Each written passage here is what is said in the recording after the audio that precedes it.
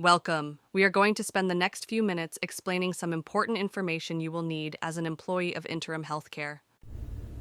Here's a quick overview of the things we will be covering today. All of the things are also explained in your employee handbook, which you have received as part of your onboarding. Here at Interim Healthcare, we welcome all who desire to serve the needs of others. Here you will only be judged based on the quality of care and level of responsibility you demonstrate while working with us. We expect you to treat others with the same respect. Everybody deserves the right to work free of bias, harassment, or discrimination based on race, gender, color, sex, sexual orientation, age, veteran status, marital status, religion, medical condition, national origin, disability unrelated to the ability to perform, essential job functions, or on account of membership, in any protected category under federal, state, or local law. Any employee who engages in this behavior will face swift disciplinary actions up to and including termination. Drug use has no place in healthcare. Use or possession of drugs while clocked in to work with Interim Healthcare Utah is grounds for immediate termination. All employees will be administered a drug screen upon hire and may be subject to additional drug screens when there's reasonable cause to believe an employee may be under the influence of alcohol or drugs, or when the employee was involved in an incident in the workplace, or when the employee is selected for a drug screen at random. Employees must pass each drug screen with a negative result in order to maintain or start employment with Interim Healthcare. Theft is defined as taking something that does not belong to you. Lying on your time clock is a form of fraud or theft. Employees caught committing theft or fraud will be immediately terminated. Unfortunately, caregiving can present some unique injury risks. Many are preventable and caused because the employee is careless or has not taken proper care of themselves, putting them at greater risk of injury. All work injuries will be covered by workers' compensation insurance. Above all, know your own strengths. If you know you won't be able to do something on your own, ask for help. What to do if you are injured while at work. Step 1. Call the office. All injuries must be reported. Step 2. Notify the client, especially if you cannot continue your shift. Step 3. Get medical help if needed. WorkMed is the preferred provider for work injuries. Step 4. Come to the office and complete an incident report. Our goal is to work with you and your plan of care so you can recover and return to work as quickly as possible. The way we view dress code is, you should dress in a way that shows your respect for who you are working for.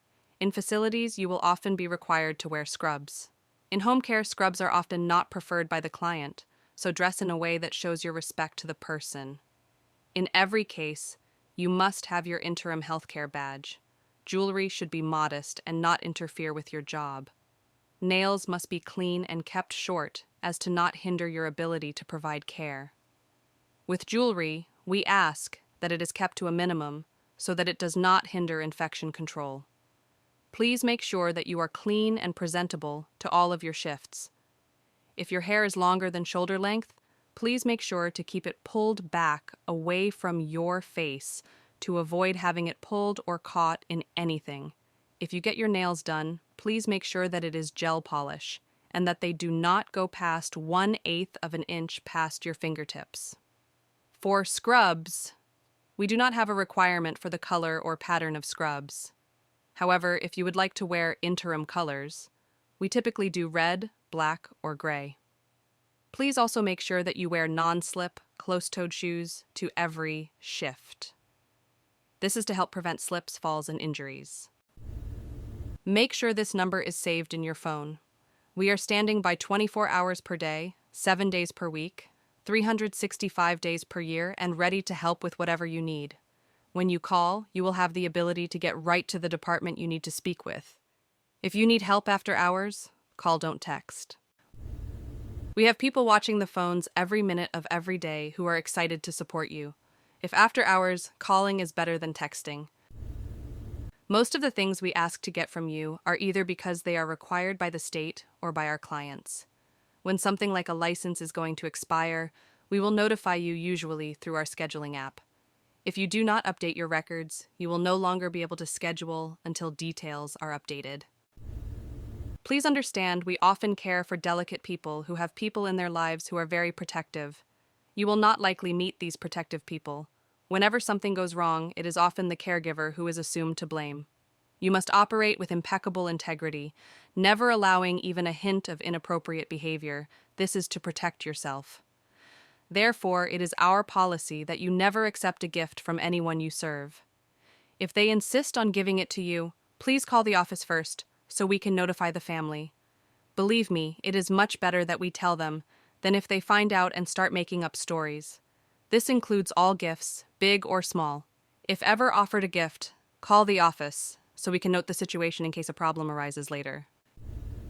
You need your cell phone so you can clock in and out of your shifts and in case there's an emergency.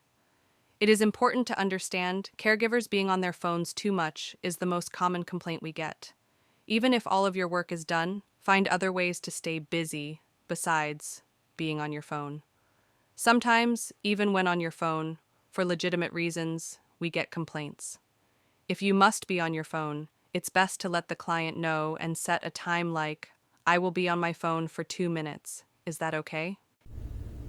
HIPAA in healthcare is a very big deal. HIPAA is a privacy rule put in place to protect a patient's private information. A good rule of thumb when it comes to HIPAA is to only share patient information with those that are directly related to the patient's care. This means you're not even allowed to share information with friends and family of yours or the client. It's best to share with the office, and let us share with friends and family. It is also important to be mindful of patient charts and paperwork. Do not leave anything out for others to see. Another important rule with HIPAA is to never take anyone with you to your shifts. Unfortunately, in the healthcare industry, it is never take your friend to work day. By bringing someone along with you to the job site, you put both them and the patient at risk for injury and illness. And you are violating HIPAA. Paychex Flex is the app that you will need to download in order to view your pay stubs and W-2. You should have received an email from Paychex asking you to confirm your information and activate your account. Once your account is fully set up, you will be able to view all pay stubs and tax documents. We have a weekly direct deposit. Our pay period runs Monday to Sunday and is paid out the following Friday. So for example, on this calendar, if you work shifts between the 7th and 13th, you would be paid for those shifts on the 18th. All payments will deposit into your account from GSDE DLLC or GSDED Idaho LLC. If you ever have questions regarding your pay or need to change your banking information, please contact us at 801-401-3515. Because we submit payroll weekly, you will need to contact us for any changes made to your bank account to ensure your paycheck is deposited into the correct account. If you provide us with bad direct deposit information, we will write you a paper check after the deposit attempt is returned, which can take several days. This is what your account will look like when you log into Paychex. On the right-hand side, you can see all of your pay stubs, and in the center, you will find all past and future W-2s with us. You will always have access to Paychex. So even if you are no longer working for us, you will still be able to log in and access your check stubs and tax documents from when you were employed. We offer health insurance and HSA plans to all of our full-time employees. To count as a full-time employee, you must average 30 hours or more a week for 2 months. Once you qualify, we will reach out to you and let you know that you have an email from the Employee Navigator. Within the Employee Navigator, you will be able to see all of the insurance plans that we offer, as well as the price per week for you and your family. Regardless of whether or not you would like to utilize our insurance, you will need to log in to the Employee Navigator and either sign up for benefits or decline benefits. Once you are on our insurance, you are required to maintain 30 hours or more per week to remain eligible for insurance. If you consistently drop below 30 hours a week, your insurance benefits will be terminated. Another benefit to our full-time employees is paid time off. PTO accrues with each hour you work, so those who work more earn more time off. You are eligible for PTO after 60 days of employment if you maintain at least 30 hours of work per week. PTO must be approved in advance, so you cannot decide not to go to work today and use PTO. Have friends that work in the healthcare industry? Refer them to us. As long as they list your name on the application, you will receive a referral bonus once they have completed 80 hours of employment with us. Referral bonuses are paid out monthly, and you must still be employed with us in order to receive the referral bonus. The better way to ensure you get credit for your referral is to tell us about them yourself. We will reach out to them to start the hiring process. Text the word referral to 801-401-3515. Make sure this number is saved in your phone. We are standing by 24 hours per day, 7 days per week, 365 days per year, and ready to help with whatever you need. When you call, you will have the ability to get right to the department you need to speak with. If you need help after hours, call, don't text. It is a state law that we discuss the topic of abuse. Our elderly population is especially vulnerable to the many forms of abuse. We are on the front lines and often have the clearest view of the situation. Each family dynamics is different, and as a caregiver, it is easy to get overprotective and sometimes inappropriate, which can offend the family, who may ask to remove you from their care. We don't want that, so we recommend whenever possible to call HE office and give us the opportunity to help. If the situation deserves it, then absolutely do whatever is necessary to stop the abuse and protect the client. Call the authorities then as soon as possible. Call the office. The first type of abuse is neglect. Neglect is classified as a refusal or failure to provide your patient with basic necessities, such as food, water, clothing, shelter, personal hygiene, medicine, or other essential. An example of neglect is a person confined to a bed, left without a call light or means of getting in contact with someone should they need help. Another example of neglect is not completing your rounds every 2 hours, and a patient is left in a dirty brief for the duration of your shift. Signs of neglect can be lack of resources in the home, lack of basic hygiene, extreme rapid loss of weight, or lack of medically necessary items such as a walker or hearing aids.